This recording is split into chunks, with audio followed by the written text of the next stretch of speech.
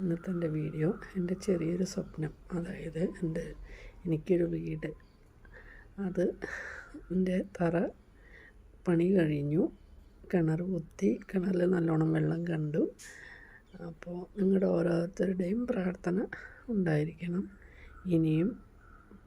ഇനിയുള്ള പണി എത്രയും വേഗം നടക്കാൻ നിങ്ങളെല്ലാവരും പ്രാർത്ഥിക്കണം.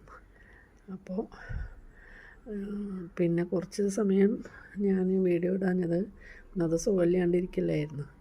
ഞാൻ അതിൻ്റെ ഈ പണി തിരക്കും കാര്യങ്ങളായതുകൊണ്ടാണ് വീഡിയോ ഇടാഞ്ഞത്. അപ്പോൾ നമുക്ക് നേരെ വീഡിയോയിലേക്ക് പോകാം. Okay, bye bye.